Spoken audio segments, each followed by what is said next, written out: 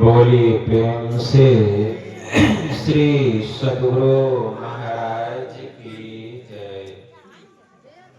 श्री सद्गुरु महाराज की जय। श्री सद्गुरु महाराज की जय।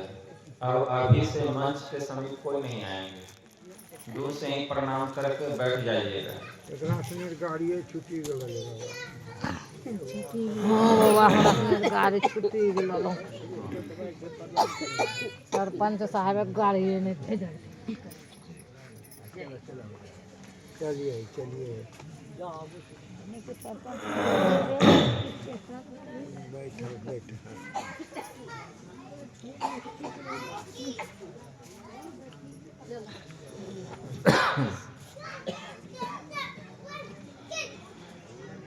नमामि अमित ज्ञान रूपं कृपालम्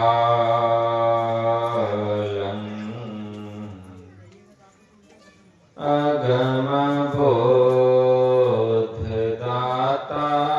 सुबुद्धि निधि विशालम् क्षमाशीलयति धीर गंभीर ज्ञानम्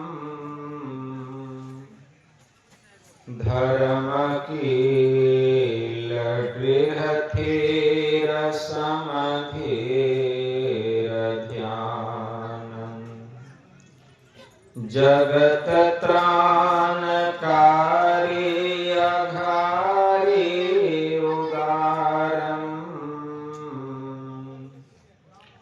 भगत प्राण रूपं दयागुण अपारम् नमो सतगुरुं ज्ञानदाता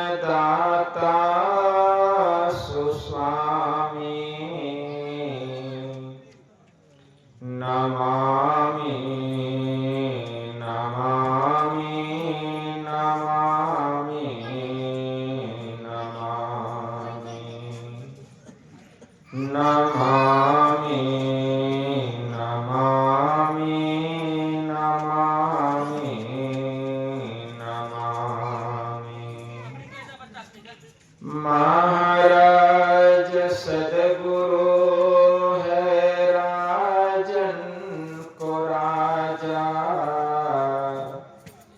है जिनकी कृपा से सरे सर्व काजा भने में ही सोई परम गुरु नमामि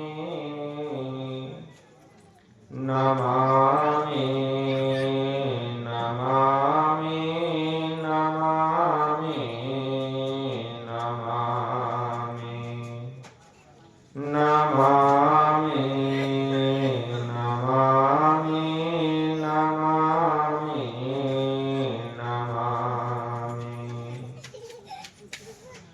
श्री सद्गुरु महाराज की जय।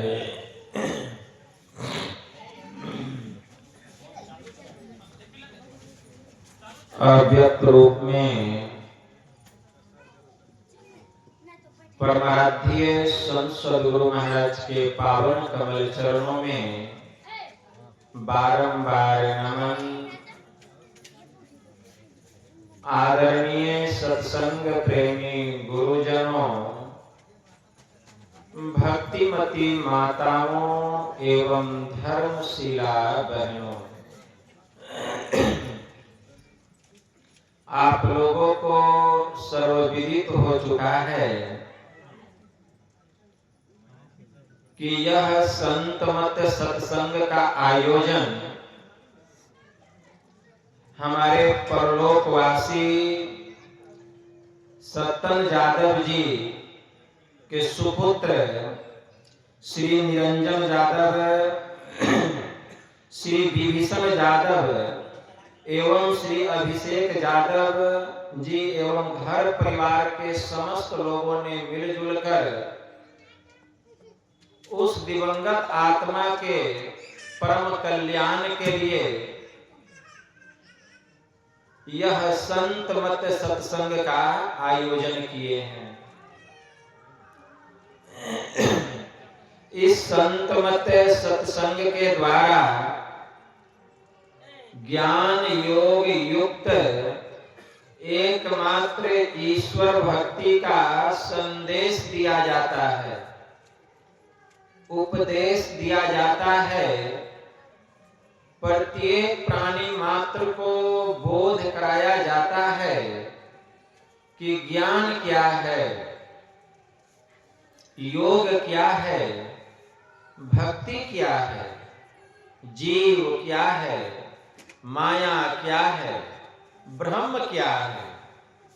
इन सभी रहस्यमयी बातों का ज्ञान सत्संग के माध्यम से यह जो जीव अबोध बना हुआ है, सत्संग श्रवण करते करते एक दिन वह सुबोध और परम ज्ञानी हो जाता है। अभी संत स्तुति और गुरु वंदना से पाठ का शुभारंभ हुआ। हम लोगों ने अति ही मनोयोग पूर्वक भक्ति युक्त ढंग से पाठ का श्रवण किया। तत्पश्चात श्री रामचरितमानस सार सटीक सप्तम सोपान उत्तर कांड से भी हम लोगों ने पाठ का श्रवण किया। पाठ के क्रम में हम लोग भगवान श्री राम के मुखारविंद से अपने नगरवासियों को, अयोध्या वासियों को मानव तन की प्रधानता के संबंध में, उसकी उपाद्यता के संबंध में उपदेश देते हुए श्रवण कर रहे थे। गोस्वामी जी लिखते हैं, जीवन मुक्त ब्रह्म पर चरित सुनहि तजि ध्यान, जे न हरि कथा करहि रति, तिनके हिये पाषाण।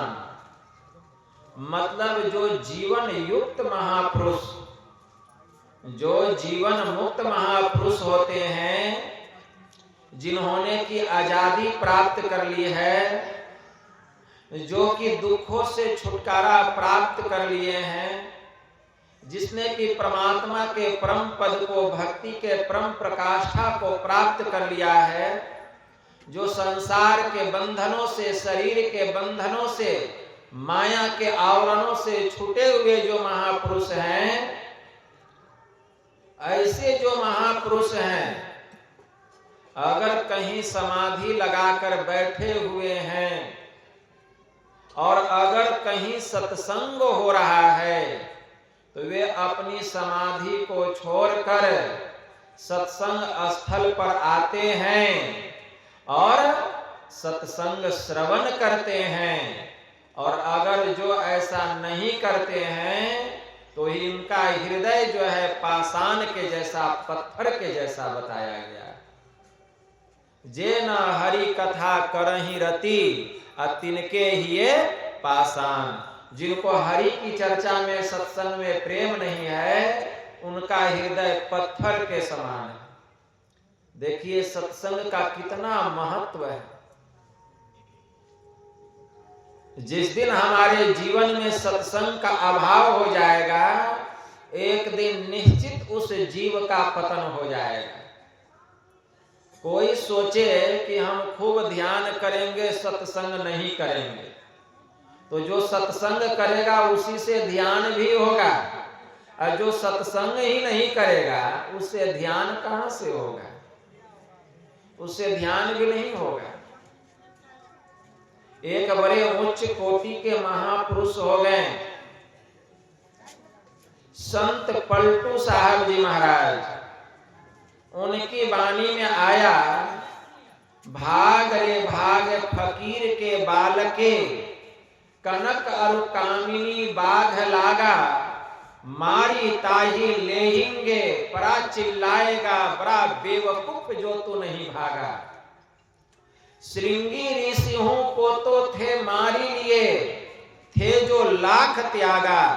दास पलटू कहे, अरे बचेगा सोई, जो बैठी सत्संग दिन रैन जागा। वही इससे छुटकारा प्राप्त कर सकता है। श्रृंगी ऋषि को भी माया ने नहीं छोड़ा। श्रृंगी ऋषि कौन थे? एक बड़े उच्च कोटि के महापुरुष हो गए। उनका नाम था विभांडक ऋषि। विभांडक ऋषि एक कुंड में समाधि लगा करके बैठे हुए थे। जब इंद्र की नजर पड़ी कि ये तो समाधि में लीन है, कहीं ये साधना करके हमारे इंद्र लोक पर अधिकार प्राप्त कर लिए, तब तो हमको स्वर्ग से भागना पड़ जाएगा। इसीलिए देवराज इंद्र ने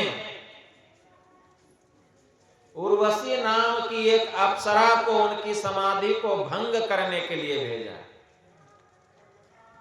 वह अप्सरा आती है, नृत्य गान करती है। विभांडक ऋषि का आंख खुलता है। जैसे ही उस अप्सरा पर नजर पड़ी, वह अप्सरा को देख करके उनके शरीर का जो अंश था नदी के जल में जाकर के मिल जाता है। उसी समय एक हिरनी आती है जल पीने के लिए, और विभांडक ऋषि के शरीर का अंश उस हिरनी के मुंह में चला जाता है, पेट में चला जाता है। वह हिरनी गर्भवती हो जाती है, और उसी हिरनी से श्रृंगी ऋषि का जन्म होता है।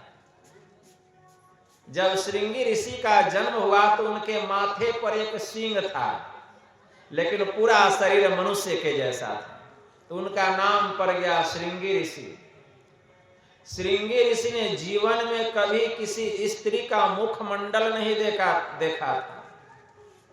वे एक पेड़ में लटक करके तप किया करते थे, पैर ऊपर और सिर नीचे, दिन रात तप करते थे। भोजन नहीं करते थे, कंदमूल फल फूल कुछ भी नहीं खाते थे, केवल हवा पी करके रहते थे। और जब उनको भूख लगती थी तो एक पहाड़ी पर जाते, अब पहाड़ी में एक दरार था, उसी दरार में मुंह सटा देते, हवा पी करके फिर तप करने लगते। उसी समय मुंगेर जिला में एक राजा हुए। उस राजा का नाम था राजा रोमपाल। बहुत दिनों से वहां वर्षा नहीं हुई थी, भूमि बंजर पड़ गया था, लोग भूखे मर रहे थे। वर्षा कैसे होगी? तो वहां के पुरोहितों ने कहा कि महाराज, ऐसे महात्मा को बुला करके यज्ञ कराना पड़ेगा जिन्होंने कि जीवन में कभी किसी स्त्री का मुख नहीं देखा। ऐसे महात्मा कहाँ मिलेंगे? बैठिए आप लोग, बैठिए। ऐसे महात्मा कहाँ मिलेंगे?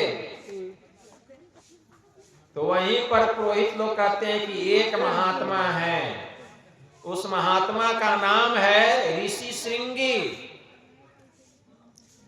उन्होंने जीवन में कभी भी अन्न, कंद मूल, फल फूल सेवन नहीं किया है, केवल हवा पी करके रहते हैं।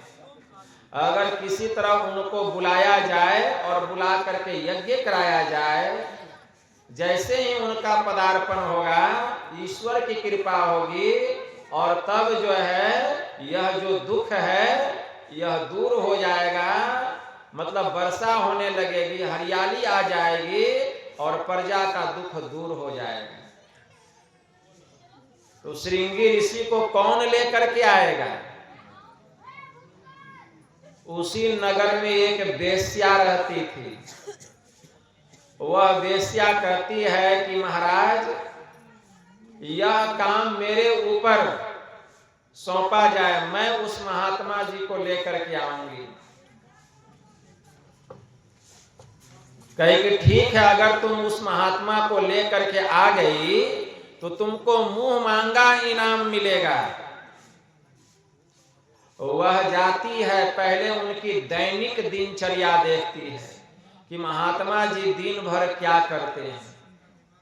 तो जाती है तो क्या देखती है कि महात्मा जी ब्रह्म बेला में ही ध्यान करने बैठ जाते हैं। झाड़ी में छिप करके देखती है, दिन भर ध्यान करते हैं। और जब शाम होता है तो जब उनको भूख लगती है तो एक पहाड़ी के ऊपर जाते हैं और उसी पहाड़ी के दरार में मुंह सटा करके हवा पी करके रहते हैं। फिर हवा पीकर आते हैं, तुरंत तप करने के लिए फिर उल्टा लटक जाते हैं। देख ली दिनचर्या, बस महात्मा जी तप कर रहे थे और यह जाती है और उस दरार में शहद चिपका देती है और छिप जाती है। जब महात्मा जी का तप करके उठते हैं तो जाते हैं हवा पीने। जैसे हवा खींचते हैं तो शहद मुंह में आने लगता है, उसका रस। तो लगता है कि पहले से कुछ अंतर हो गया है हवा में, हवा में मिठास आ गया है। फिर हवा पी के आए, फिर तप करने के लिए उल्टा लटक गए पेड़ में। फिर दूसरे दिन वह वेश्या क्या करती है, खीर बना कर लाती है, खीर को लेप कर देती है जिस समय उनका हवा पीने का समय होता है। फिर जाते हैं महात्मा जी, फिर हवा खींचते हैं उस दरार से तो कुछ और दूसरा स्वाद आता है। फिर तप करने के लिए उल्टा पेड़ में लटक जाते हैं। तीसरे दिन शुद्ध घी में हलवा तैयार करके लाती है कि एकदम हलवा चू रहा है एकदम, और उसी में लेप देती है दरार में। जैसे हवा खींचने लगते हैं दरार से, हलवा का स्वाद आने लगता है और वह वेश्या वहीं खड़ी हो जाती है और कहती है, कभी जीवन में श्रृंगी ऋषि ने किसी स्त्री का मुखमंडल नहीं देखा था। स्त्री पर नजर पड़ गई। वह स्त्री कहती है, महात्मा जी आप बड़े उच्च कोटि के संत हैं, महंत हैं, ऋषि हैं, आप चलिए मेरे साथ। मेरे राजा साहब के महल में उन्होंने आपको याद किया है। अब देखिए कैसे कहेंगे नहीं जाएंगे। कहा गया है, खाती है मुंह तो लजाती है आंख। वेश्या का अन्न ग्रहण किए थे तो अन्न का प्रभाव मन पर पड़ गया था, उनकी बात को इनकार नहीं कर सके। श्रृंगी ऋषि जाते हैं महाराज रोमपाद के महल में और जैसे अपना चरण रखते हैं, झमाझम वर्षा शुरू होने लगती है। वर्षा होने लग गई, सभी का दुख दूर हो गया। यज्ञ किए महाराज रोमपाद और यज्ञ जब समाप्त हो गया तो दक्षिणा में क्या करते हैं, उनकी एक पुत्री थी और पुत्री किनकी थी, माता कौशल्या की पुत्री थी, उसका नाम था शांता। बहुत कम लोग जानते हैं। माता कौशल्या की एक बेटी थी शांता, भगवान श्री राम की बड़ी बहन, और इसकी बहन का विवाह, माता कौशल्या की बहन का विवाह महाराज रोमपाद से हुआ था। उसको एक भी संतान नहीं था, तो अपनी बेटी ही उसको दे देती है, अपनी बहन को। वही शांता का विवाह राजा रोमपाद श्रृंगी ऋषि से कर देते हैं। इस दृष्टि से भगवान श्री राम के बहनोई हो गए श्रृंगी ऋषि। तो कहने का मतलब क्या समझें, श्रृंगी ऋषि बहुत तप करते थे लेकिन सत्संग नहीं करते थे, केवल तप करते थे, सत्संग नहीं करते थे। अगर सत्संग करते तो उनको नीचे नहीं गिरना पड़ता। इसलिए संत पलटू साहब ने कहा कि भाग रे भाग फकीर के बाल के, कनक और कामिनी बाघ लागा। कौन? कनक और कामिनी। मारी ताही ले हिंगे, बड़ा पछताएगा, बड़ा बेवकूफ जो तू नहीं भागा। श्रृंगी ऋषियों को तो थे मारी लिए, इनको भी मार दिया। थे जो लाख त्यागा, कितने त्यागी थे श्रृंगी ऋषि। दास पलटू कहे, अब बचेगा सोई जो बैठी सत्संग दिन रैन जागा। वही बचेगा इस कनक और कामिनी से जो कि बैठ करके सत्संग और ध्यान किया। एक बड़े उच्च कोटि के महापुरुष हो गए महायोगी गुरु गोरखनाथ जी महाराज। उनकी वाणी में आया, हंसीबा खेलीबा धरीबा ध्यान, अहिनीसी कथिबा ब्रह्म ज्ञान। हंसे खेले करे ना मन भंग, सो निश्चल सदा नाथ के संग। अजपा जपे सुन्नी मन धरे, पांचों इंद्रियां निग्रह करे। ब्रह्म अग्नि जो हो में काया, तास महादेव बंदे पाया। अरे धन जो वन की करे ना आस, चित न राखे कामिनी पास। अनाद बिंदु जाके घट जरे, ताकि सेवा पार्वती करे। जो ऐसी साधना करके समाधिस्थ हो जाते हैं, उनके भीतर में ब्रह्म अग्नि मतलब ब्रह्म ज्योति और ब्रह्मनाद रूपी अमृत की वर्षा होती है। और ऐसे संतों की सेवा, ऐसे महापुरुषों की सेवा भगवान शिव अपनी अर्धांगिनी माता पार्वती सहित मिल करके करते हैं। ऐसे महापुरुषों की सेवा। तो कनक और कामिनी से बचना बहुत मुश्किल है। माया महाठगनी, ठगे यह जात है। बचे न या से कोई लगी दिन रात है। कौरी नाही संग करोरिन जोरी के, अरे हारे पलटू गए हैं राजा रंक लंगौटी छोरी। संत कबीर साहब ने कहा, चेत करो हो जोगी बिलैया मारे मटकी। ब्रह्मा को मारे, विष्णु को मारे, नारद बाबा को सभा बिच पटकी। ज्ञानी को मारे, ध्यानी को मारे, आ पंडित बाबा के वेद सब सटकी। आ कहे कबीर एक बार हमरो पर झपटी, आ काशी से ली मगहर में जाकर पटकी। चेत करो हो जोगी बिलैया मारे मटकी। इससे बचना बहुत दुष्कर है, बहुत मुश्किल है। कौन बचेगा? जो ध्यान और सत्संग करेगा। सब नहीं बच सकता है, सब नहीं बच सकता है। तो ऐसे जो जीवन मुक्त महापुरुष होते हैं, अपनी समाधि को छोड़ करके जहां कहीं आते हैं, जहां कहीं सत्संग होता है, सूक्ष्म रूप में आते हैं और आकर के सत्संग सुनते हैं। अभी इतना जगह खाली है, कितने देवी देवता हैं, 33 कोटि देवी देवता बैठे हैं, सत्संग सुन रहे हैं। आप नहीं देख रहे हैं, लेकिन देखने वाले देख रहे हैं। इसीलिए सत्संग के समय सामने नहीं आना चाहिए। जिनको भी प्रणाम करना है सत्संग के पहले कर लीजिए। फूल चढ़ाना है, प्रसाद चढ़ाना है, पहले चढ़ाइए। और जैसे प्रवचन शुरू होता है, स्तुति विनती जैसे शुरू हुआ प्रवचन, 33 कोटि देवी देवता सूक्ष्म रूप में आके बैठते हैं। अब बीच में हम आते हैं तो उनके माथे पर आपका पैर पड़ता है, तो आप जितना पुण्य नहीं कमाने आए हैं उससे ज्यादा पाप लेके चले जाते हैं। इसीलिए मैं सबको मना करता हूं कि सत्संग के समय सामने नहीं आना है। भगवान श्री राम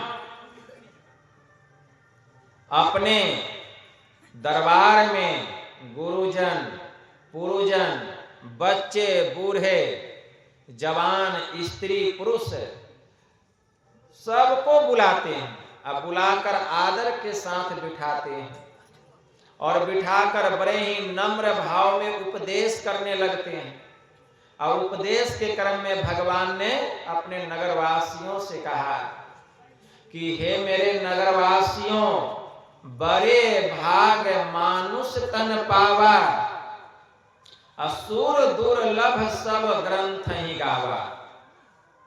बड़े भाग्य से हम लोगों को यह मनुष्य का शरीर मिला है और यह मनुष्य का शरीर सूर दुर्लभ है, मतलब देवताओं को भी दुर्लभ है, और हम लोगों को यह सुलभ हो गया है। बड़े भाग्य से मनुष्य का शरीर मिलता है।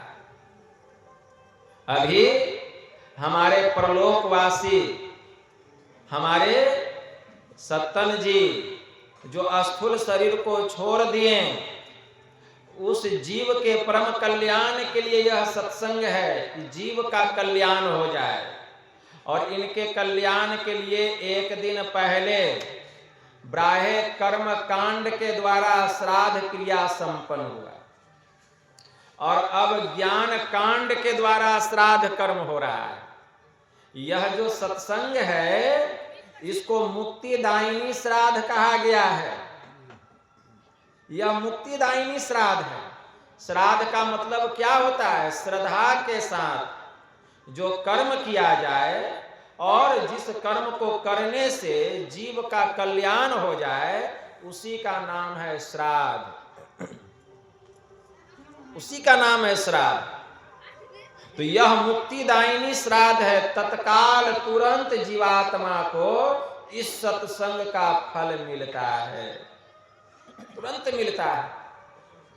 मज्जन फल देखिए तत्काला, अका को होई पिक बकौ मराला, सोनी आचरज करई जनि कोई, असत संगति महिमा नहीं गोई, बाल्मीकि नारद घट जोनी, निज निज मुखनी कहै निजो होनी। गोस्वामी जी ने लिखा। इसलिए यह सुनकर कोई आश्चर्य नहीं करें, क्योंकि सत्संग का महिमा छिपा हुआ नहीं है। सत्संग का महिमा छिपा हुआ नहीं है। सत्संग सबको नहीं मिलता है, भाग्य वाले को मिलता है।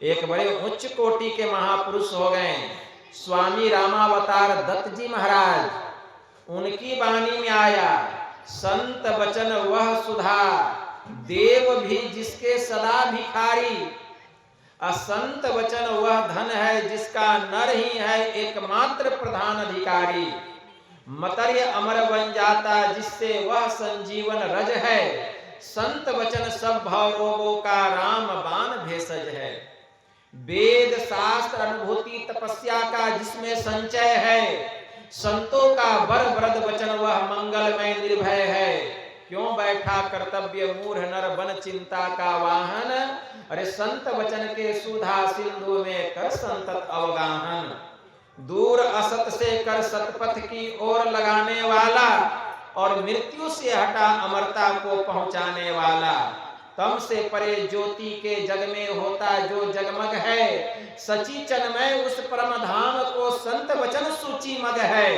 अरे कौन बताए संतों की वाणी में कितना बल है, दासी सूत देवर्षि बन गया जीवन हुआ सफल है।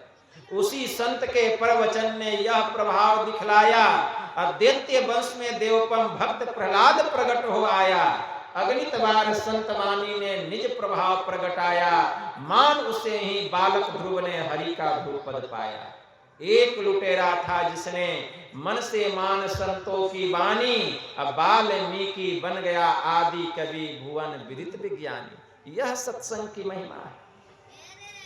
वाल्मीकि कौन थे? रत्नाकर नाम के डाकू थे, रत्नाकर। लेकिन सत्संग मिला, संत का दर्शन हुआ, देवर्षि नारद बाबा का जीवन बदल गया, डाकू से महर्षि वाल्मीकि बन गए। इसीलिए संत केशवानंद जी महाराज की वाणी में आया, दासी के नारद हिरणी के श्रृंगी ऋषि, अंडा से वृंदा सुखदेव जी का हाथ है, गागरी से कुंभज रेणुका से परशुराम, अकुल हंडू से वाल्मीकि महिमा लखात है, मत्स्य गंधा से व्यास, गणिका से वशिष्ठ मुनि, क्षुद्रानी से भारद्वाज ब्राह्मण पद पात है। कहे कवि केशवानंद कहाँ लो करो बखान, अरे सत्संग के प्रभाव से ये सब शिरोमणि का हाथ है। कितनी महिमा है सत्संग की, सत्संग के प्रभाव से शिरोमणि हो गए, संत हो गए।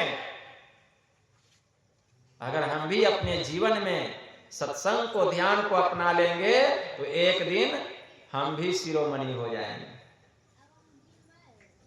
हमारी भी जय जयकार हो जाएगी, हम भी पूज्य हो जाएंगे।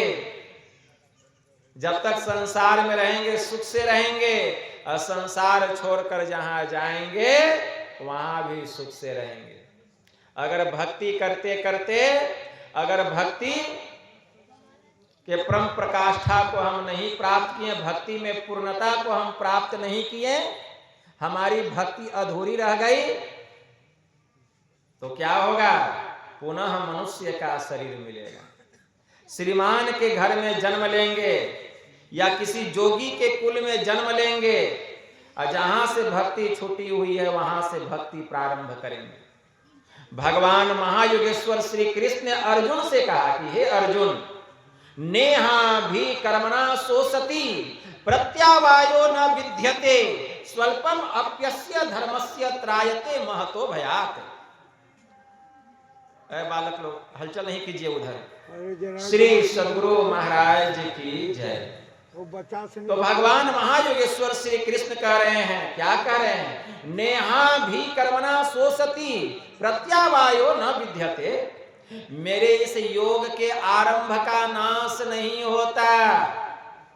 हे अर्जुन, मेरे इस योग के आरंभ का नाश नहीं होता। नेहा भी कर्मणा सोसति, प्रत्यावायो न विद्यते, इसका उल्टा परिणाम नहीं होता।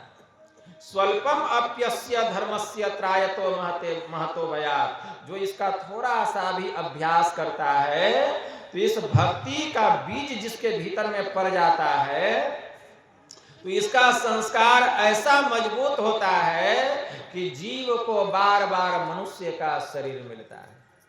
मनुष्य शरीर के अलावा कोई दूसरा उसको शरीर नहीं मिलता है, और बार बार मनुष्य शरीर पा करके वह भक्ति करता है। अब भक्ति करते करते एक दिन वह मुक्ति को प्राप्त कर लेता है। मतलब जब तक उसको मुक्ति नहीं मिलती है उसको बार बार मनुष्य का शरीर मिलते रहता है। संत कबीर साहब ने कहा, भक्ति बीज बिन से नहीं, जो जुग जाए अनंत, ऊंच नीच घर जन्म ले तो भी संत के संत। भक्ति बीज पलटे नहीं, आए परे जो चोल, कंचन जो विष्ठा परे घटे न ताको मोल। ऐसा भक्ति का जो संस्कार इतना मजबूत होता है, इसीलिए बार बार मनुष्य का शरीर मिलता है।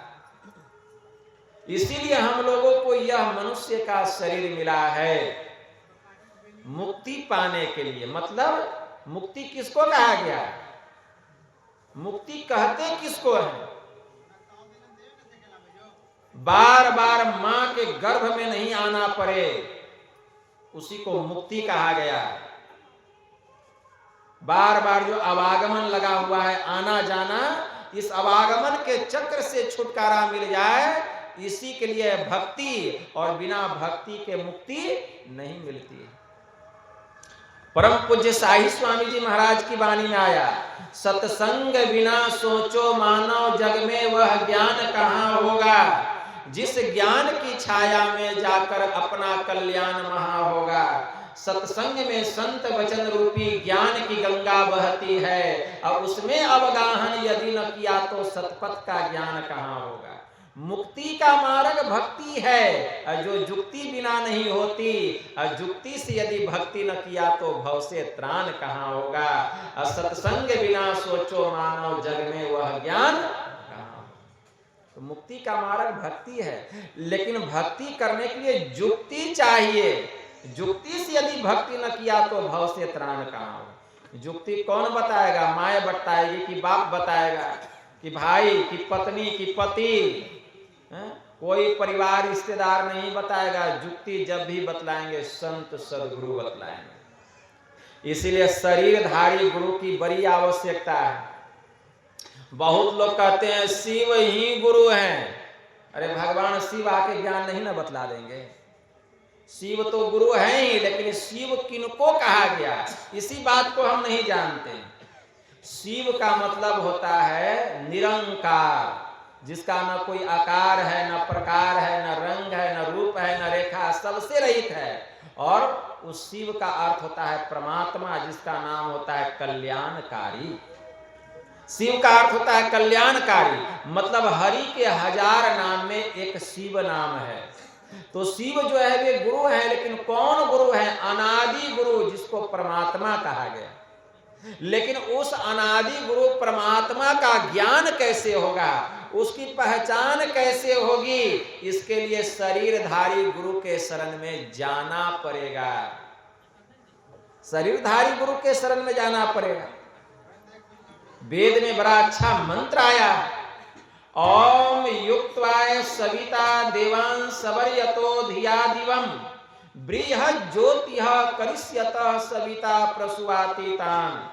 इस मंत्र के द्वारा वेद भगवान उपदेश करते हैं कि हे योगाभ्यास सीखने वाले मनुष्यों, सच्चे सदगुरु के द्वारा योग का भेद जानकर, मतलब भक्ति की जुक्ति जानकर, तुम अपने भीतर की महान दिव्य ज्योतियां और दिव्य गुण युक्त नाहत नाद दोनों को प्राप्त करो। और वह संत सदगुरु जिनसे इस योग का भेद जानना चाहिए, मतलब भक्ति की जुक्ति जाननी चाहिए, इसके लिए निमित्त मतलब एकमात्र ईश्वर से इस प्रकार की स्तुति करो कि हे जगत प्रसव करता ईश्वर, आप ऐसे विद्वानों को, ऐसे संत सदगुरु को इस धराधाम पर भेजें, जिनसे भक्ति की जुक्ति जानकर हम अपने भीतर की महान दिव्य ज्योतियां और दिव्य गुण युक्त नाहत नाद दोनों को प्राप्त करें और आप सुख स्वरूप परमात्मा को जान सकें, आपको पहचान सकें। तो इसके लिए कहां जाना पड़ा? शरीरधारी गुरु के शरण में। हमारे परमाराध्य कहा करते थे, जब तक पक्के और सच्चे संत सदगुरु नहीं मिल जाते, लाख सिर पटकते रह जाओगे, नाक रगड़ते रह जाओगे, भक्ति करने का जो असली मार्ग है उसका पता चलने वाला नहीं है। पता चलने वाला नहीं। इसीलिए संतों के शरण में जाना पड़ेगा, गुरु धारण करना पड़ेगा। गुरु बिनु माला फेरता, गुरु बिनु करता दान, और गुरु बिनु सब निष्फल गया, बूझो वेद पुराण। संत कबीर साहब ने कहा, जिसके जीवन में गुरु नहीं उसका जीवन ही शुरू नहीं। समझिए वह अभी पैदा नहीं हुआ है, जिसने गुरु धारण नहीं किया है वह मृतक के समान है। जब वह गुरु धारण करता है तब ही उसका जन्म होता है, तभी उसका जन्म कहां से हुआ है। इसलिए जीवन में गुरु की बड़ी आवश्यकता है, लेकिन गुरु चाहिए पक्का। एक कोतवाल साहब थे, संत दादू दयाल जी महाराज का प्रवचन दूर से ही सुन करके उनके ऊपर में बड़ा श्रद्धा उनको जग गया। उनके मन में वह बड़े अच्छे महात्मा हैं। दूर से ही सुन रहे थे, उनको देखे नहीं थे। मन में हुआ कि इनको गुरु बनाना चाहिए, क्योंकि जीवन में गुरु नहीं तो जीवन ही शुरू नहीं, तो गुरु धारण करना चाहिए। तो चल दिए महात्मा जी की खोज में जहां रहते थे। और रास्ते में दादू दयाल जी महाराज लकड़ी चुन रहे थे खाना बनाने के लिए। और मेरे सिर पर देख रहे हैं ना, बाल नहीं है, उनके भी सिर पर बाल नहीं था। अब कोतवाल साहब की नजर पड़ गई, देखते हैं कि मुंडन व्यक्ति का दर्शन हो गया, यात्रा ही अशुभ हो गया, यात्रा अशुभ हो गया। क्या करते हैं, एक कोड़ा लगा देते हैं संत दादू दयाल जी महाराज के सिर पर और कहते हैं बताओ संत दादू दयाल का आश्रम कहाँ है, उनकी कुटिया कहाँ है। और संत दादू दयाल तो वही हैं, वे इशारा से बता देते हैं आगे में कोतवाल साहब जा रहे हैं। और यह जो है जो कि सरल रास्ता था जल्दी पहुंचने वाला, लकड़ी लेकर के चले गए, अपनी कुटिया में बैठ गए। आते हैं कोतवाल साहब, देखते हैं कि यह तो वही व्यक्ति है। फिर वहां पूछता है संत दादू दयाल जी महाराज कहाँ हैं, तो कहते हैं मैं ही संत दादू दयाल हूं, बोलो क्या काम है। अब तो जैसे सुने इतने लज्जित हो गए, इतना मतलब मानो उनके शरीर के नीचे, पैर के नीचे की जमीन खिसक गई, गुरु महाराज के चरणों में गिर गए, गिड़गिड़ाने लग गए कि गुरु महाराज हमसे कितना बड़ा अपराध हो गया, हम आए थे गुरु धारण करने के लिए और गुरु मिले तो हम उनके ऊपर में प्रहार कर दिया, हमसे बड़ा महापापी अपराधी कौन होगा। देखिए संत कैसे होते हैं, गोस्वामी जी ने लिखा संत चित नवनीत समाना, कहा कभी न पे कहीं न जाना, निज परिताप द्रवै नवनीता, पर दुख हेतु संत सुपुनीता। कि संतों का जो हृदय होता है, किसी कवि ने कहा कि उनका हृदय मक्खन के जैसा होता है। मक्खन कितना मुलायम होता है, कोमल होता है। तो कवियों ने कहा कि संतों का हृदय जो है मक्खन के जैसा होता है। तो गोस्वामी जी कहते हैं कि कवि ने तो कह दिया कि संत का हृदय मक्खन के जैसा होता है, लेकिन कहने की जो कला है वह उन लोगों ने नहीं जाना। कहने की कला क्या है, तो कहते हैं निज परिताप द्रवै नवनीता। अरे मक्खन तो अपने ताप से पिघलता है, लेकिन पर दुख हेतु संत सुपुनीता, लेकिन जो संत होते हैं दूसरे के दुख को देख के पिघल जाते हैं। और ऐसे थे संत दादू दयाल जी महाराज। बोलते हैं कि चिंता नहीं करो, अरे गांव देहात की जो माई और दाई होती है, जब हटिया जाती है मिट्टी का घड़ा खरीदने के लिए, तो ठोक बजा करके देखती है कि घड़ा कच्चा है कि पक्का है। और जो घड़ा कच्चा रहता है ढवर ढवर करता है, तो समझ जाती है कि यह जो है कच्चा घड़ा है। और जो पका हुआ रहता है ठन ठन करता है, तो समझ जाती है कि पक्का घड़ा है, उसको खरीद लेती है। तो जब माई दाई एक मिट्टी का बर्तन खरीदने जाती है तो इतना ठोक बजा करके देखती है। अब तुम तो गुरु धारण करने के लिए आए हो, अपने जीवन के कल्याण के लिए, अरे तुमने भी जरा सा हमको ठोक बजा करके देख लिया कि मेरे गुरु कच्चे हैं कि पक्के हैं, तो क्या होगा। शर्मिंदा हो गए।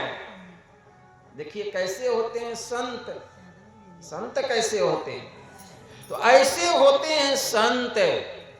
संत बड़े दयालु होते हैं।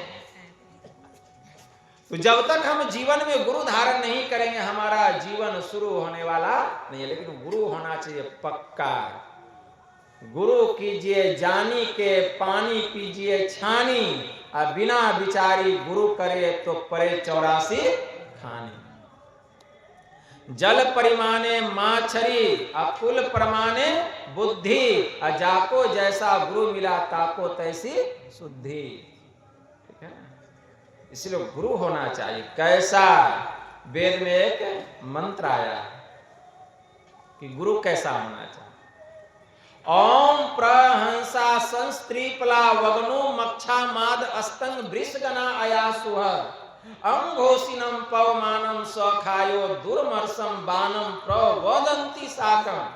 इस मंत्र के द्वारा वेद भगवान इस देह में बसने वाले कांति स्वरूप आत्मा को उपदेश करते हैं कि हे जीवात्माओं, जो उत्तम और अचल समाधि के साधक होते हैं, जिन्होंने की त्रिगुणादिकों को पार करके दूध में मिले हुए जल को हंस के पृथक पृथक करने के सामर्थ्य की तरह सत्यासत्य निर्णय करने में जो परमहंस जोगी हो, जो अत्यंत तेज से युक्त होकर सब देहों में एक समान ईश्वर के सर्वव्यापक और रमणीय अनाहत नाद को प्रत्यक्ष करने का लक्ष्य करके अपने भीतर में अप्रकट रूप से उस सोम रस को जो योगाभ्यास द्वारा प्राप्त करते हैं, आप सब भी उसका अनुकरण करें। ऐसे होते हैं परमहंस योगी।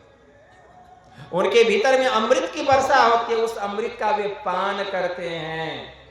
ऐसे परमहंस योगी के शरण में जाना पड़ेगा और उनसे सद्युक्ति जाननी पड़ेगी। भगवान महायोगेश्वर श्री कृष्ण ने अर्जुन से कहा, तद्विधि प्राणिपातेन परिप्रश्नेन सेवया उपदेशयन्ति ते ज्ञानम ज्ञानिन अस्वतत्वदर्शिनः, कि हे अर्जुन, तत्वदर्शी महापुरुषों के शरण में जा। तत्वदर्शी महापुरुष किसको कहा गया? संत को कहा गया। उनको दंडवत प्रणाम कर, कुछ दिनों तक उनकी खिदमत कर, चाकरी कर, नौकरी कर, गुलामी कर। जब तेरी गुलामी से वे प्रसन्न हो जाएंगे तब वे तुझे आत्मज्ञान का रहस्य बतलाएंगे, भेद बतलाएंगे। और उस रहस्य को जानकर जब तू ध्यान करेगा तो पहले तुझे अपने स्वरूप का ज्ञान होगा, तदंतर मेरे स्वरूप की पहचान होगी और तू सदा के लिए दुखों से छूट जाएगा। हे अर्जुन, तेरा परम कल्याण हो जाएगा, कल्याण हो जाएगा। तो भगवान कृष्ण भी कह रहे हैं गुरु के शरण में जाने के लिए। भगवान तो दर्शन दे ही रहे हैं, अर्जुन का कल्याण हो जाना चाहिए। क्यों भेज रहे हैं संत के पास में? नहीं भेजना चाहिए। ठीक उसी प्रकार शिव तो गुरु हैं, लेकिन कौन गुरु? अनादि गुरु, वे परमात्मा हैं। उनका कोई रंग रूप आकार प्रकार नहीं है। लेकिन उस शिव का ज्ञान कैसे होगा? तो चलिए भगवान शिव जी से ही सुनते हैं कि उनका ज्ञान कैसे होगा। भगवान शिव जी बतला रहे हैं ब्रह्मा जी को। योग सिखोपनिषद में एक बड़ा अच्छा मंत्र आया, कर्णधारम गुरुम प्राप्य तद्वाक्यम पल्लव डढ़िरम अभ्यास वासना सत्यात्रंती भवसागरम, कि हे ब्रह्मा जी, कर्णधार संत सदगुरु रूपी मल्लाह को पाकर और उनके उपदेश रूपी नौका को पाकर अभ्यास करने की शक्ति से जीव संसार रूपी सागर को पार कर जाता है। मतलब भगवान शिव भी कह रहे हैं गुरु के शरण में जाने के लिए, गुरु के शरण में जाने के लिए। भगवान श्री कृष्ण कह रहे हैं गुरु के शरण में जाने के लिए। भगवान राम भी कह रहे हैं गुरु के शरण में जाने के लिए। सभी तो कह रहे हैं गुरु के शरण में जाने के लिए, क्योंकि जब तक हम गुरु के शरण में नहीं जाएंगे हमारा कल्याण नहीं होगा।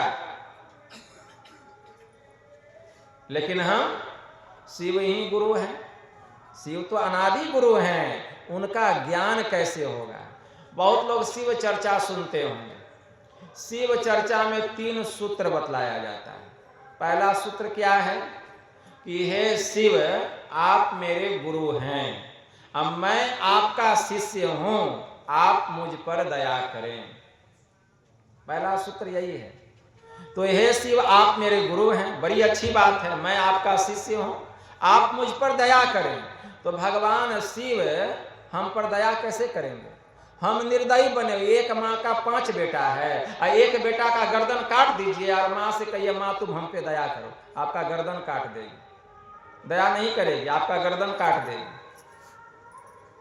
मतलब मम माया संभव संसारा जीव चराचर विविध प्रकारा सब मम प्रिय सब मम उपजाए तीन में प्रिय मनुज मोहि भाए। मतलब क्या समझे? यह पूरा संसार चराचर प्राणी परमात्मा का बनाया हुआ और हम उसकी हत्या करते हैं। मुर्गा को मार देते हैं, मुर्गी को मार देते हैं, पठवा, खसिया, बकरा, बकरी, गाय, गधा, बैल सबको काट काट करके खा रहे हैं और कहते हैं शिव जी आप हम पर दया करें। मतलब हम निर्दयी बने हुए हैं, अब भगवान शिव से दया की भीख मांग रहे हैं। मतलब भगवान शिव को हम क्या समझ रहे हैं? वे हमारे गुनाहों को नहीं देख रहे हैं, हमारे पापों को नहीं देख रहे हैं। आप ही चतुर हैं, उनसे आपसे चतुर हुए हैं। भगवान शिव सब पर दया नहीं करते हैं, जिनके भीतर में दया है उनके ऊपर दया करते हैं। तो जिस दिन हमारे अंदर में दया आ जाएगी सभी प्राणियों के प्रति, सभी चराचर प्राणियों के प्रति जिस दिन हमारे भीतर में दया आ जाएगी, भगवान शिव से दया की भीख मांगने की जरूरत नहीं पड़ेगी। वे बहुत बड़े अवघर दानी हैं, वे स्वयं दया करेंगे। लेकिन हमारे भीतर तो दया आ जाए। दूसरा सूत्र क्या है? नमः शिवाय मंत्र का जप करना। नमः शिवाय मंत्र भी अधूरा। कौन वेद में पुराण में लिखा हुआ है नमः शिवाय? पूरा मंत्र है ओम नमः शिवाय। पूरा मंत्र है ओम नमः शिवाय। मतलब जो सार शब्द है उसी को हटा दिया, जो ब्रह्मनाद है उसी को हटा दिया, नमः शिवाय। आप मंत्र देखिए, पूरा मंत्र है ओम नमः शिवाय, ओम को हटा दिया नमः शिवाय, तो उससे कल्याण नहीं होगा। तो नमः शिवाय मंत्र का जप करना, मतलब मंत्र भी अधूरा। अब तीसरा क्या है सूत्र? चर्चा में भाग लेना, मतलब शिव चर्चा में भाग लेना। मतलब शिव चर्चा किसको कहा गया? जहां शिव जी की चर्चा हो उसको शिव चर्चा, जहां भगवान विष्णु की चर्चा तो विष्णु चर्चा, जहां माँ बाप की चर्चा तो माता पिता की चर्चा। तो शिव चर्चा होना चाहिए, मतलब शिव जी का ज्ञान। वास्तविक शिव चर्चा तो इस सत्संग में हो रहा है, यहाँ केवल शिव जी की ही चर्चा हो रही है। मतलब चले जाएंगे सत्संग में, सास की बात, पुतोहू की बात, ननद की बात, गोतिया की बात, परिवार की बात, रिश्तेदार की बात, उसी में हो गया सत्संग। ये कौन शिव चर्चा हुआ? शिव चर्चा का मतलब जहां शिव जी का ज्ञान को बतलाया जाए, जिससे कि शिव का ज्ञान हो जाए, उसकी पहचान हो जाए, उसको कहा गया शिव चर्चा। कि शिव का ज्ञान कैसे हो। तो भगवान शिव स्वयं बता रहे हैं। क्या बता रहे हैं? ब्रह्मा जी से कह रहे हैं, सुषुमनायम यदा योगी क्षणे कंपी तिष्ठति, सुषुमनायम यदा योगी क्षणार्धम्पि तिष्ठति, सुषुमनायम यदा योगी सुनलग्नो लवनाम्बुवत, सुषुमनायम यदा योगी लियते क्षीर निर्वत, भिद्यते च तदा ग्रंथि छिद्यन्ते सर्व संशया, क्षीयन्ते परमाकाशे ते यान्ति परमाम गतिम।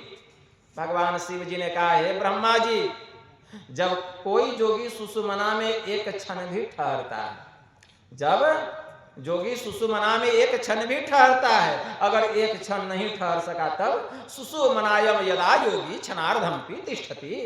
जब सुषुमना में जोगी आधा क्षण भी ठहरता है, सुषुमनायम यदा योगी सुनलग्नो लवनाम्बुवत, सुषुमना में जब जोगी नमक और पानी के समान घुल जाता है, सुषुमनायम यदा योगी लियते क्षीर निर्वत, सुषुमना में जब जोगी दूध और पानी के समान मिल जाता है, परिणाम क्या होता है? भिद्यते च तदा ग्रंथि छिद्यन्ते सर्व संशया, क्षीयन्ते परमाकाशे ते यान्ति परमाम गतिम। तब उसकी हृदय ग्रंथि का भेदन होता है। इस स्थूल शरीर से जीवात्मा चार अंतःकरण की इंद्रियां मन बुद्धि चित्त अहंकार के साथ निकलती है, उस सूक्ष्म द्वार में आज्ञा चक्र में छठे चक्र में प्रवेश करती है और ब्रह्म ज्योति और ब्रह्मनाद के धार को पकड़ करके यह जीवात्मा परमात्मा के परम पद को प्राप्त करती है।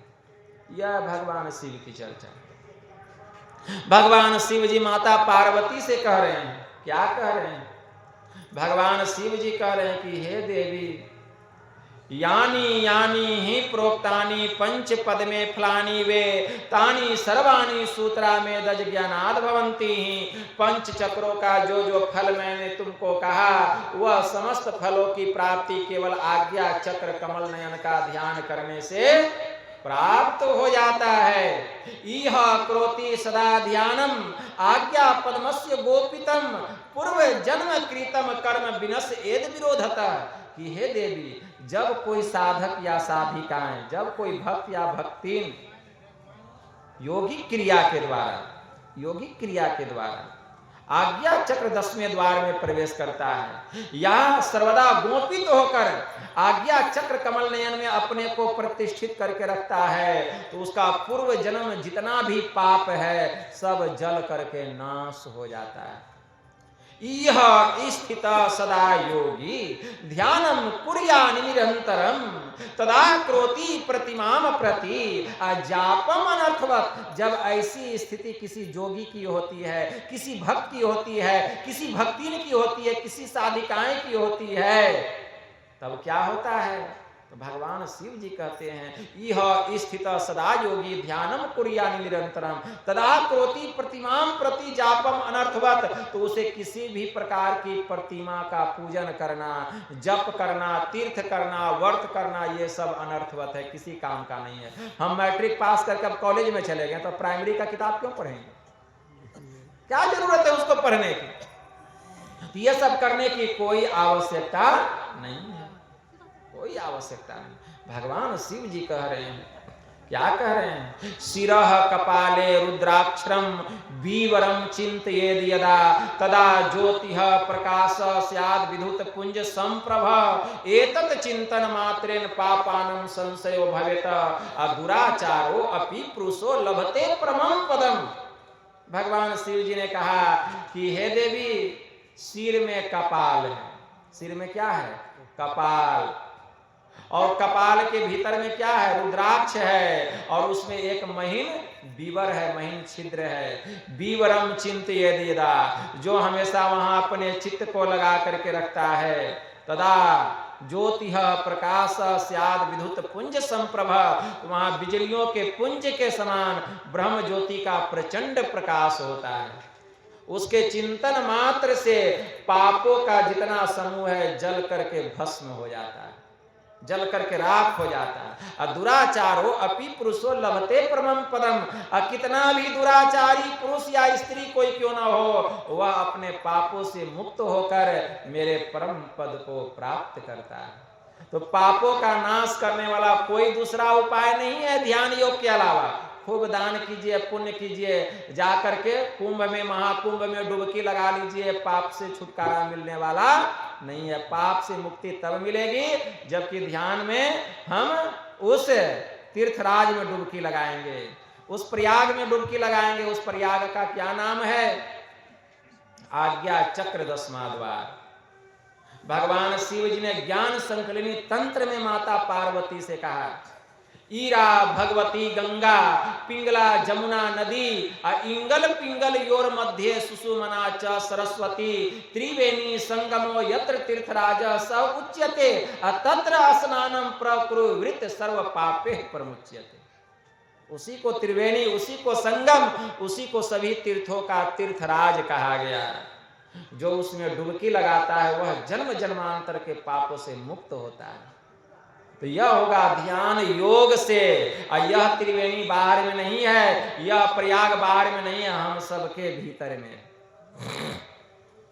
संत तेतरदास जी महाराज की वाणी में आया, सुमिरन ऐसा कीजिए पवन पानी न डोल, तीनों नयन मिलाई दे गुरु चरणन की ओर। देखिए वह द्वार खुल जाएगा, तब उस त्रिवेणी में डुबकी लगेगा। तो उसी में डुबकी लगाना पड़ेगा। तो वह त्रिवेणी, वह तीर्थराज, वह प्रयाग हम सबके भीतर है। इसके लिए ध्यान करना पड़ेगा। स्वामी रामकृष्ण परमहंस ने कहा, ध्यान करना मन में, वन में और कोने में। मन में, वन में और कोने में मतलब वन किसको कहा गया? यह संसार ही वन है। इस संसार रूपी जंगल में कोई एकांत जगह खोज लेना, वही कोना है। और वहां बैठ करके मनोयोग पूर्वक ध्यान करना। ध्यान करने के लिए कोई लंबा जगह की आवश्यकता नहीं है, बस आप बैठ सकिए, एकांत स्थान हो, शांत हो। श्री जवाल दर्शनोपनिषद में बड़ा अच्छा मंत्र आया है, पर्वत अग्रे नदी तीरे बिल्व मूले बने अथवा मनोरमे शुचो देशे मठम कृत्वा समाहित आरंभ्य चासनम पाश्चात प्रांग मुखो डंग मुखो अपीवा समग्रीव शिरः कायः संवृतास्य सुनिश्चिलः नासाग्रे सस्मृति बम्बे बिंदु मध्य तुर्यकम स्रवंतम मृतम पश्ये नेत्राभयाम सुस्माहितः। मतलब पर्वत के आगे। कहाँ ध्यान करना? पर्वत के आगे। पर्वत अग्रे मतलब पर्वत के आगे। कहाँ ध्यान करना? नदी तीरे मतलब नदी के किनारे। कहाँ ध्यान करना? बिल्व मूले मतलब बेल पेड़ के नीचे। बने अथवा कहाँ ध्यान करना? या किसी जंगल में, एकांत में। मनोरमे शुचो देशे मठम कृत्वा समाहित। कहाँ ध्यान करना? किसी मनोहर स्थान में, शांत स्थान में मठ बना करके या कोई कुटी बना करके स्थिर हो जाएं। आरंभ्य चासनम और आसन आरंभ करें। पश्चात प्रांग मुखो डंग मुखो अपीवा, और जब आसन आरंभ करें तो हमारा मुंह पूरब की ओर या उत्तर दिशा की ओर होना चाहिए। समग्रीव सिरह काया संवृतास्य सुनिश्चिलः, और शरीर को बिल्कुल सीधा रखें 90 डिग्री के कोण पर। धर गर्दन मस्तक को एकदम सीधा। समग्रीव सिरह कायः, काया का मतलब होता है शरीर, शरीर को बिल्कुल सीधा। समग्रीव सिरह काया संवृतास्य सुनिश्चिलः, एकदम अचल होकर के बैठें, शरीर में जरा सा भी हिल डोल नहीं हो। फिर कहां ध्यान लगाएं? नासाग्रे सस्मृति बम्बे बिंदु मध्य तुर्यकम, और आंख बंद करके नासाग्र में अपने मन को स्थिर करें। नासाग्र दोनों आंख और नासिका का जो मिलन स्थान है, बाहर में नहीं भीतर में, ठीक सामने, वहां अपने चित्त को लगा करके रखें, मन को लगा करके रखें। नासाग्रे सस्मृति बम्बे, और कहां देखे? चंद्र बिंब बिंदु के मध्य में। सस्मृति बम्बे बिंदु मध्य तुर्यकम, मतलब चंद्र बिंब बिंदु के मध्य में, मतलब इसका अर्थ हुआ चंद्रमा के प्रतिबिंब को देखते हुए। बहुत लोग नहीं समझते इसका मतलब, ध्यान से समझिए। चंद्रमा के प्रतिबिंब को देखते हुए, चंद्रमा का प्रतिबिंब, बिंब का अर्थ होता है वस्तु, अब प्रतिबिंब का अर्थ होता है वस्तु की छाया।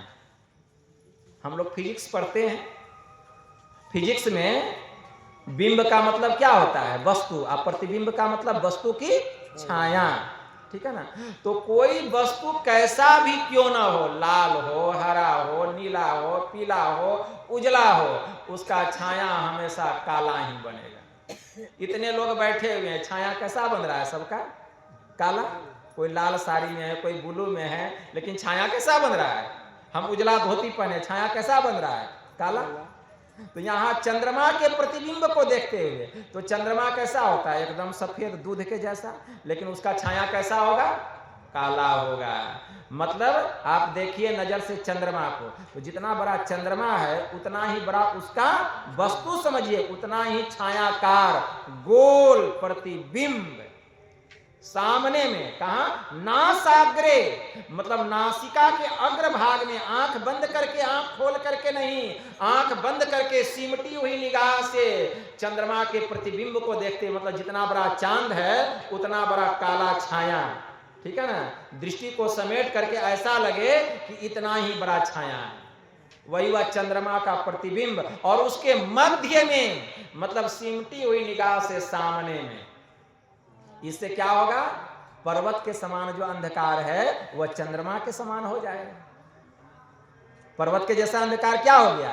चंद्रमा के समान छोटा हो गया। अब उसके भी मध्य में, मतलब दृष्टि को और समेटिए और एकदम केंद्र पर निशाना लगा करके देखिए। मन भागेगा, मन को समेटिए, बार बार मन भागेगा, बार बार समेटिए। गुरु महाराज की वाणी में आया, जह जह मन भगी जाए ताही तह तह से तत्क्षण, फेरी फेरी ले आइए लगाइए ध्यय में आपन, ऐसे ही करी प्रत्याहार धारणा धारण धरी के, अरे हारे में ही औरो आगे बढ़िए चढ़िए धर धारा धरी के। साधन में पगी जाए अति ही गंभीर हो, यातन शुद्धि नहीं रहे धीर बलबीर सो, असांझ भोर दिवस रैन कछु जानत नाही, अरे हारे में ही बाहर जरबत रहे माही चेतन सही। बाहर में जड़ शरीर बैठा हुआ है, सूरत भीतर ही भीतर चल रही है, सूरत चल रही। इस तरह से ध्यान करना पड़ेगा, इस तरह से साधना करनी पड़ेगी। तो नासाग्रे सस्मृति बम्बे, मतलब चंद्रमा के प्रतिबिंब को देखते हुए, बिंदु मध्य, चंद्रमा के प्रतिबिंब को देखते हुए बिंदु के मध्य में, उसके मध्य में नासाग्रे सस्मृति बम्बे बिंदु मध्य तुर्यकम, तब दृष्टि की दोनों धार वहां मिलेगी। और जैसे दृष्टि की दोनों धार मिलेगी, अंधकार का मंडल फटेगा, और जब फटेगा तब वहां प्रणव बिंदु प्रकट होगा। प्रणवता चमचमाता हुआ एकदम प्रचंड प्रकाश होगा। इस हैलोजन में भी उतना प्रकाश नहीं, इतना प्रकाश, इतना प्रकाश, इतना दूध के जैसा प्रकाश। बहुत लोग पूछते हैं बाबा कैसा प्रकाश? लाल हरा पीला नीला, कुछ एकदम दूध के। ये सब तो पहले ही साधना की अनुभूति, कभी लाल कभी हरा, तो प्रारंभिक अनुभूति है। अंधकार में ये सब अनुभूति होता है, लाल हरा पीला नीला, ये तो अंधकार की अनुभूति है। जब अंधकार में आपकी दृष्टि सिमट जाएगी तो उस अंधकार से फूट फूट करके 5 तत्व का 5 रंग निकलता है। यह तो प्रारंभिक अनुभूति है। लेकिन जब अंधकार का वह पर्दा फटता है तब दूध के समान प्रकाश, प्रचंड प्रकाश, और ऐसा प्रकाश कि अंधकार का नामो निशान मिट जाएगा। आपके भीतर का दिव्य चक्षु खुल जाएगा। श्री गुरु पद नख मणिगण ज्योति सुमिरत दिव्य दृष्टि ये होती, दलन मोह तमसो सुप्रकाशु बड़े भाग उर आवै जासु। उघरही विमल विलोचन ही के, मिटही दोष दुख भव रजनी के। अज्ञानता रूपी रात्रि का सब दोष पाप ताप संताप मिट जाएगा जैसे भीतर का यह नेत्र खुलेगा। सुतारे ने लगे सूझही रामचरित मणि मानिक, गुप्त प्रगट जह जो जेहि खानिक। जथा सुवंजन आंजी धृग, असाधक सिद्ध सुजान। कौतुक देखें शैल वन भूतल भूरि निधान। फिर बहुत से पहाड़ों में, बहुत से धरतियों में, बहुत से जंगलों में क्या छिपा हुआ है उस खजाने को हम देख लेते। कैसा ज्ञान है। हम तो सोचते हैं खोल खोल के आप लोगों को बता दें एकदम, ताकि आप लोग को पता चले कि ज्ञान कहाँ छिपा हुआ है और हम कहाँ हैं। ज्ञान कहाँ है, हम कहाँ हैं। हम भी शरीर के भीतर में हैं, ज्ञान भी शरीर के भीतर में, लेकिन बाहर बाहर हम भटक रहे हैं। तो कहाँ से ज्ञान की प्राप्ति होगी, कहाँ से ध्यान बनेगा। आत्मा और परमात्मा दोनों वस्तु इसी शरीर के भीतर में है, अब बाहर में खोज रहे हैं, कभी मिलेगा, भटक रहे हैं। अरे भीतर में भ्रम है, अब बाहर में भ्रम है, तो हम लोग भ्रम में ही भटक रहे हैं। उपनिषद में मंत्र आया है, केनोपनिषद में बड़ा अच्छा मंत्र आया है। यन मनसा न मनुते एनाहुर मनोमतम तदेव ब्रह्म त्वं विद्धि नेदम यदिमुपासते। जो मन से मनन नहीं किया जा सकता, बल्कि जिससे यह मन मनन किया हुआ कहा जाता है, उसी को तू ब्रह्म जान। जिस काला विक्षीण वस्तु की यह दुनिया उपासना करती है वह ब्रह्म नहीं, वह भ्रम। हम तो भ्रम में पड़े हुए हैं। ब्रह्म की प्राप्ति कहाँ से होगी। इसलिए भीतर में ध्यान लगाना पड़ेगा, भीतर ही भीतर चलना पड़ेगा। हमारे परमाराध्य ने कहा, अद्भुत अंतर की डगरिया जा पर चलकर प्रभु मिलते। दाता सतगुरु धन्य धन्य जो राह लखा देते। चलत पंथ सुख होत महा है जहां अझर झरते। अरे अमृत ध्वनि की नौबत झरत बर भागी सुनते। सुनत लखत सुख लहत अद्भुति तब में ही प्रभु मिलते। तब ना तत्व का ज्ञान होता है। इसके लिए अपने को बहुत संभाल के रखना होगा, बहुत संभाल के। जरा सा रूप को क्या देखते हैं, मन बहक जाता है। जरा सा कुछ रसा स्वादन क्या करने लगते हैं, और लाओ। मन पांचों के बस में पड़ा, अब मन के बस नहीं पांच। अपने अपने स्वाद में सब ही नचावे नाच। पांचई पांच परस रस गंध शब्द और रूप, इनका कहा न कीजिए बहुरी पर भवकूप। लेकिन हम इसी के अधीन पड़े हुए हैं। मृग मीन भृंग पतंग कुंजर एक दोष विनाश ही। अपंच दोष असाध्य जामे तामे केतिका सही। एक एक कीड़ा मकोड़ा जो है एक एक विषय के घेरे में पड़कर अपना जान दे दिया। हम लोगों में पांचों विषय प्रबल है। हमारी क्या दुर्गति होगी, हमारी क्या दुर्दशा होगी, जरा विचार करें। इसीलिए विषय को ग्रहण करना है, लेकिन कैसे। जैसे दवाई की मात्रा के अनुसार दवाई का सेवन करने से शरीर का रोग दूर हो जाता है, उसी प्रकार संसार के विषय को दवाई के मात्रा के अनुसार ग्रहण कीजिए। उसमें लिप्त होकर मत रहिए, लिप्त होकर मत रहिए। देखना है लेकिन जितना जरूरी है, सुनना है जो जरूरी है, सूंघना है जो जरूरी है, रस लेना है जो जरूरी है, स्पर्श करना है जो जरूरी है, उसमें लिप्त होकर के नहीं रहना है।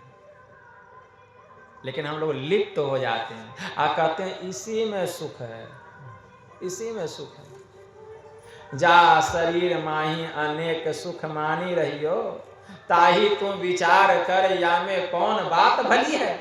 संत सुंदरदास जी महाराज ने कहा, मेद मज्जा मांस रग रग में रक्त भरियो, पेट हूँ पिटारी सी में ठौर ठौर मली है, हारन हूँ सो बनियो मुख, हारन के नैन नाक हाथ पांव सो सब हारन की नली है, सुंदर यही देखी जनी भूले कोई, भीतर तो भंगार भरी ऊपर तो कली है। इस तरीके भीतर में तो मल मूत्र का भंडार भरा हुआ है और ऊपर से मुखौटा जो है गुलाब के फूल के जैसा लगता है। नारी नर को देख ले और नर नारी को देख ले तो मोहित हो जाए, लेकिन इसके भीतर में क्या है? महायोगी गुरु गोरखनाथ जी महाराज की वाणी में आया, सप्त धातु का काया पिंजरा, तामा ही जुगति बिन सुआ, सदगुरु मिले तो उबरे बाबू, ना तो परले हुआ। जब गुरु मिल जाते हैं तब उद्धार हो जाता है, और गुरु नहीं मिले तो उद्धार क्या होगा, सुधार क्या होगा, पतन हो जाता है। रसातल में चले जाएंगे, और रसातल में जा रहे हैं। अरे अभी भी सुधर जाइए, अभी भी संत महात्मा आते हैं चेताने के लिए, समझ जाइए, नहीं तो क्या होगा, इतना तो चला गया आयु, थोड़ा सा जो बचा वो भी चला जाएगा। संत पलटू साहब ने कहा, चोला भया पुराना आज फटे की काल, आज फटे की काल तेहू पे है ललचाना, तीनों पन गए बीत भजन का मरम न जाना, नख सिख भय सफेद तेहू पे नाही चेते, जोरी जोरी धन धरे गला औरन का रेते, अब का करियो यार जब काल ने किया तगादा, चले न एको जोर आए जब पहुंचा बादा। पलटू तेहू पे लेत है माया मोह जंजाल, चोला भया पुराना आज फटे की काल। इसीलिए इसमें मत फंसिए, तब क्या कीजिए, भजन आतुरी कीजिए, और बात में देर, और बात में देर, जगत में जीवन थोड़ा, मानुष तंधन जात गोर धरी करो निहोरा, कांच महल बिच पवन एक पंछी रहता, 10 दरवाजा खुला उड़न को नित उठी चाहता, भज लीजिए भगवान यही में भला है अपना, आवागमन की छुटी जाए जीवन की मिटे की कल्पना, पलटू अटक न कीजिए 84 घर फेर, अरे भजन आतुरी कीजिए और बात में देर। इसीलिए हमारे परमराध ने कहा, नित्य प्रति सत्संग कर ले प्यारे। यही काम करना है, यही काम करने के लिए हम लोगों को यह मनुष्य का शरीर मिला है, और काम नहीं, विषय भोग के लिए नहीं मिला है। विषय भोग करना रहता तो बाघ का शरीर दे देते, कुत्ता का, बिल्ली का, गधा का, नंगे रहते खूब विषय भोग करते, लेकिन क्या का शरीर दिए, मनुष्य का शरीर दिए परमात्मा। क्या करने के लिए, योग करने के लिए। योग का मूल अर्थ होता है भक्ति करने के लिए, लेकिन हम लोग भक्ति को छोड़ करके गाय गधा कुत्ता बैल के जैसा काम कर रहे हैं, और कहते हैं कर्म जो नहीं है मनुष्य का शरीर, बाबा हम कर्म करें, इसी को कर्म कहा गया है।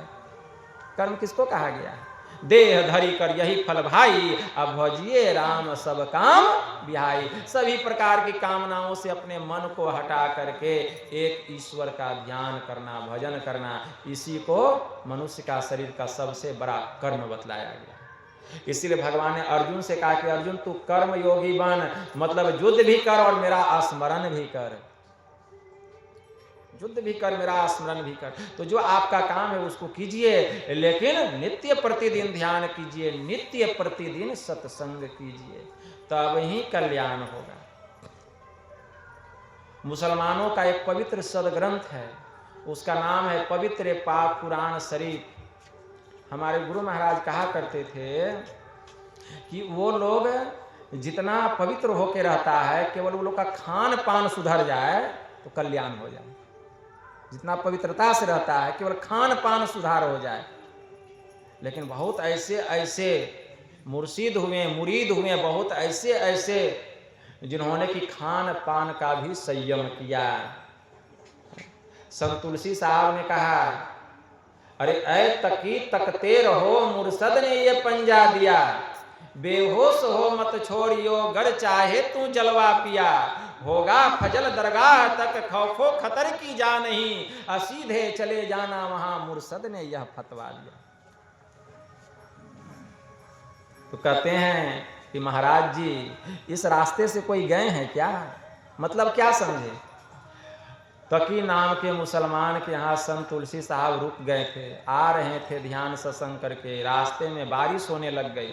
रास्ते में एक तकी नाम का मुसलमान का घर था, उसी के यहाँ रुक गए। तकी नाम के मुसलमान से पूछे तुम क्या करते हो? कहा कि नमाज पढ़ता हूँ, रोज़ा रखता हूँ, कुरान पढ़ता हूँ, खैरात करता हूँ, दान करता हूँ, कलमा पढ़ता हूँ। कहा कि या यही परमात्मा के पास जाने का रास्ता? कहा कि हाँ। कहा कि नहीं, ये परमात्मा के पास जाने का रास्ता नहीं है। तब संत तुलसी साहब कहते हैं तुम्हारे ही तो सदग्रंथ में लिखा हुआ है, ऐ मेरे कयामत के दीन का मालिक। पवित्र पाक कुरान शरीफ के सूरे फातिहा हुए एक में यह आयत आया, ऐ मेरे कयामत के दिन का मालिक, मुझे सीधा रास्ता दिखा, मुझे वह रास्ता दिखा जिस पर कि तेरी रहमत हुई है, मुझे वह रास्ता मत दिखा जिस पर कि तूने आग बरसाया।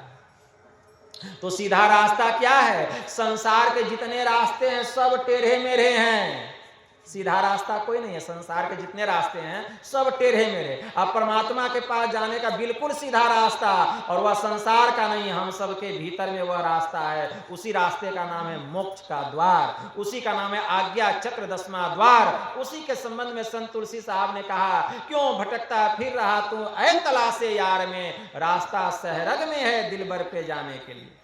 सुसुमना होकर वह रास्ता है, उस रास्ते में प्रवेश करना पड़ेगा। कौन बताएगा? उसका ज्ञान भेद या गुप्त पाना किसी ग्रंथ से है असंभव, समझ लो किसी संत से। यह ज्ञान कौन बतलाएगा? कहते मुर्शिदे कामिल से मिल, सिद्क और सबूरी से तकी, जो तुझे देगा फाम सहरक को पाने के लिए। इसके लिए तकी तुमको पहुंचे हुए संत सदगुरु रूपी बादशाह से मिलना पड़ेगा, सच्चाई और संतोष से मिलना पड़ेगा। तब ये तुम पे दया करेंगे, मेहर करेंगे और उस रास्ते का रहस्य बतलाएंगे। कहते हैं हम कहाँ जाएंगे मुर्शिद को खोजने? आप मेरे घर आए हैं, आप ही हमको बतला दीजिए। तो तकी नाम के मुसलमान को जुक्ति बतला दी है संत तुलसी साहब, रास्ता बतला दी।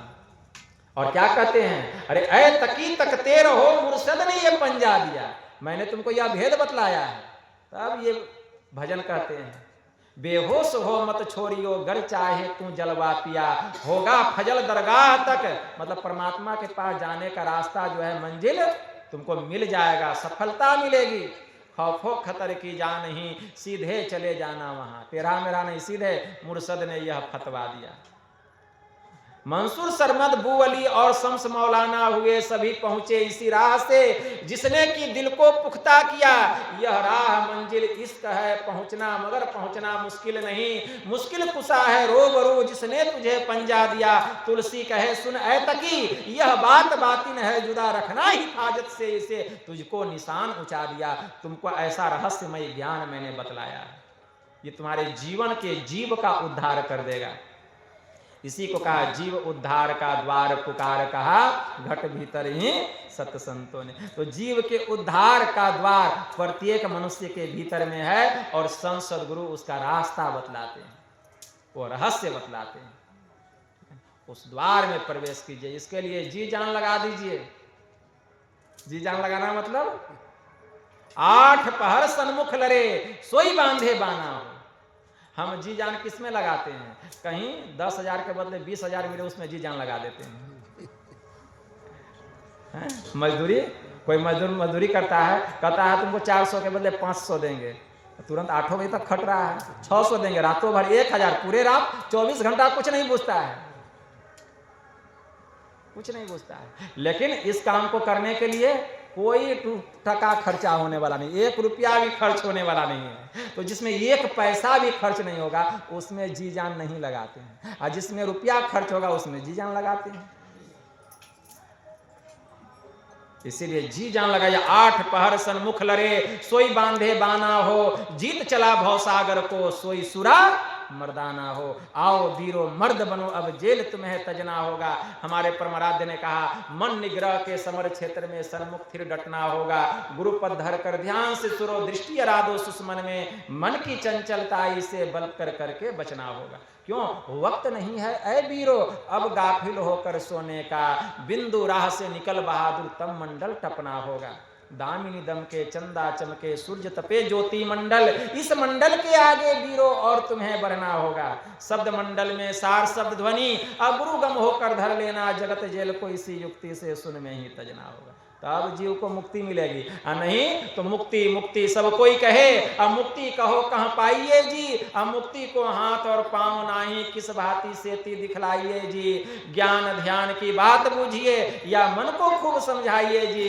अरे पलटू, मुँह पर किसने देखा, जीवत ही मुक्त हो जाइए जी। मरने के बाद किसी ने देखा है कि उसको मुक्ति मिला कि नहीं मिला? अरे जीते जी मुक्ति को प्राप्त करो, जीते जी। इसको नगद सौदा कहा गया, उधार सौदा नहीं। उधार सौदा क्या कि मरने के बाद मुक्ति मिली, यह उधार सौदा। और जीते जी मुक्ति मिल गया, यह नगद सौदा, यही नगद सौदा।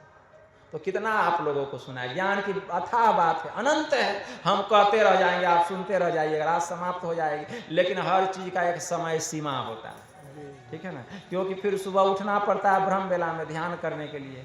तो इतना सुनाए, देखिए 1.5 घंटा प्रवचन हो गया। तो मैं यही थोड़ा सा आप लोगों की सेवा में कहा, बस इतना ही कहकर गुरु महाराज के श्री चरणों में प्रेम पुष्प समर्पित करते हुए मैं अपनी वाणी को यहीं विराम देता हूँ। और हमारी माता जी वृंदा जी जो अपने परलोकवासी पतिदेव के अस्थिर स्वरूप छूटने के उपरांत घर परिवार के समस्त लोगों ने मिलजुल कर यह जो संत मत सत्संग का आयोजन किए, मैं गुरु महाराज से प्रार्थना करता हूं कि ऐसे पवित्र आत्मा को, ऐसे पुण्य आत्मा को गुरु महाराज अपने शरण में शरणागत करें और पुनः उनको मनुष्य का शरीर प्रदान करें कि जहां से उनकी भक्ति छूटी हुई है वहां से वे अपनी भक्ति पुनः प्रारंभ करें। बोलिए प्रेम से श्री सद्गुरु महाराज की जय। आरती करवाइए।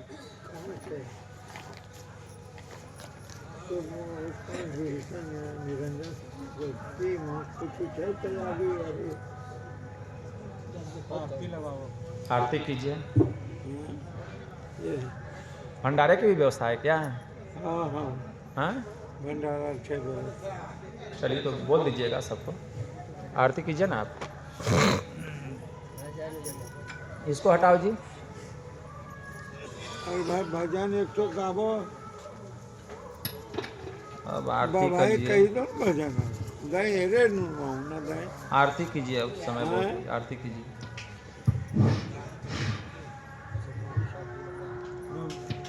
कछील तो दिमाग